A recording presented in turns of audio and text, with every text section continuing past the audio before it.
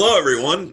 My name is Emmanuel Remy, and I'm a member of Columbus City Council. I'm real excited to be joined today by the newly named official director of development for the city of Columbus, Mike Stevens. Welcome, Mike. Thank you, council member. It's great to be here. So let's talk about during the current pandemic, many residents are expressing concerns about the state of our economic development. What the city is, are we looking at, doom and gloom, or what are we looking at? And so I wanted to talk a little bit whether the development department has come to a halt. Is it in danger of losing its attractiveness, Columbus as a whole, or will employment goals still be met? Those sorts of things. So I thought we'd take the opportunity today to discuss some of these concerns and see where we're at as far as, about 6-7 weeks into this at this point. It's I don't know. Seems a lot longer. I was going to say it does seem a lot longer, that's for sure.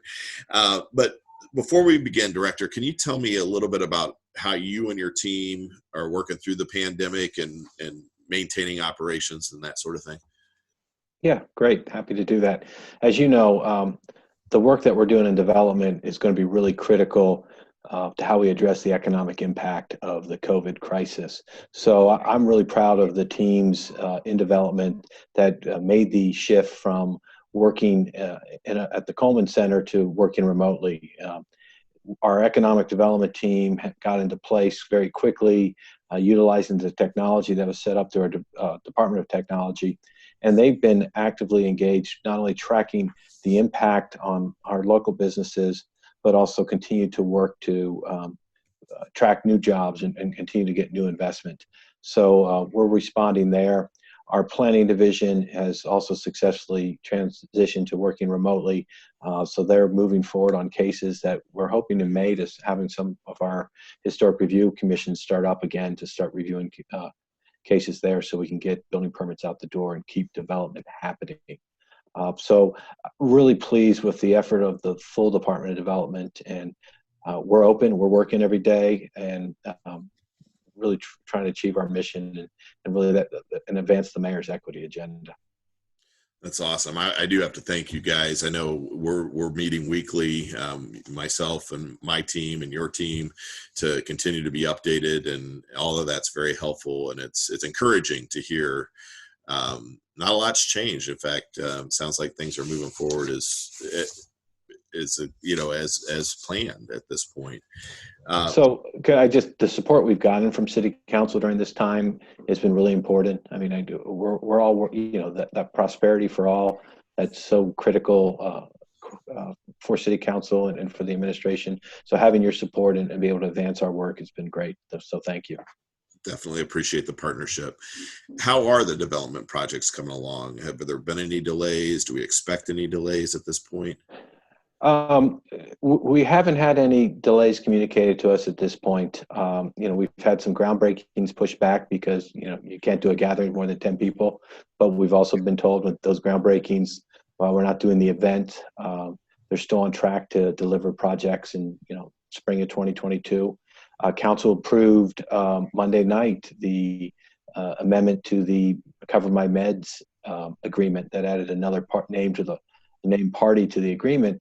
And Cover My Meds recently shared with us that they've closed on the financing for the expansion of the second phase of their development. And I drove by there yesterday, and the first phase has got glass going on around it. So that construction's still happening. We're really excited to hear what's going to happen in Confluence Village for the multi-use development that's going to occur around the stadium. I know that the Haslam Sports Group is working on selecting the developer who's going to partner with them on doing that. So I expect we're going to have some great announcements here in the next 4 to 6 weeks. That's a good point on the Cover My Meds piece. I'd like to point out the fact that I believe originally they were intending to open that second phase in 2024, and now we're looking at 2022. Is that correct? Yeah, they have sped up the time on doing that, and they're staying to that new timeline. That's exciting. I mean, those are jobs for an area that needs it a lot, and certainly jobs for the city of Columbus. So very excited about that. That's great. Relative to the attractiveness of Columbus, have we heard inquiries drop, for instance, or are people still inquiring about moving to Columbus as a possibility? So we've had a couple expansion our discussions with companies who are looking to expand and not only their footprint and their investment, but we've also had external outside of the area interest on doing a project. It has slowed down a little bit. I mean, there's a lot of unknown out there in the business community, but I can tell you from a competitive standpoint, COVID has not changed our competitiveness. So our workforce, the talent of our workforce has not changed because of this health crisis. The affordability, while I mean, I think we're worried about some of the growth that's occurring and how that's going to impact our affordability. We, compared to other communities that we're competing with, we still have a level of affordability that businesses like. And then our location and our access has not changed. So I think we will need to continue to be aggressive, because really, as we look forward to our economic development work going forward, it's about prosperity for all. And we know to achieve that, we need to have growth. Growth is going to fuel that prosperity. So we can't let the crisis slow us down, and it hasn't. And we're fortunate. We have great partners like One Columbus, Jobs Ohio, the Department of Development Administrative Services at the state, who are all aggressively looking at ways to market Central Ohio and Columbus. That's awesome. Appreciate that.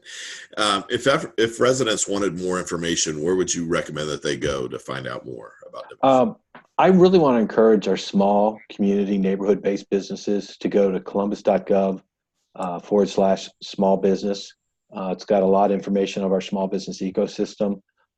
It also does have a link to the resource guide that we have helped put together, and a lot of great entities out there, from the Columbus Urban League to the NAACP to the Chamber of Commerce, are all putting out great information out there to support our local businesses. So I really would encourage them to go there. Residents who just are interested in keeping up, columbus.gov is a great resource to start and get to the different information pieces. And clearly, the communications that City Council is putting out as well is a great resource. Well, and in fact, I was also going to invite residents to go ahead and go to columbus.gov to sign up for emails, and they can pick and choose what emails they want to get. But if they want to be on a regular listserv where they're sent information that we're putting out, including City Councils, they can do that very easily by going to columbus.gov. So thanks for bringing that up. And I would encourage small businesses, as they sign up, go to our Office of Diversity and Inclusion. They are putting out fantastic resources on an almost daily basis for helping these small businesses as well. So kudos to them. Yeah, that's great. That's great. Well, thank you so much, Director. Appreciate the opportunity to speak with you today, to get a little bit more insight. We'll be doing some follow-up on this as we move forward. But on behalf of my colleagues, of course, we appreciate the partnership that we have with your department and the working relationship, and excited that it's now permanent, Director Stevens. So thank you so much. You have a great weekend. We look forward to speaking again. Be well. Take care. Thanks. You too.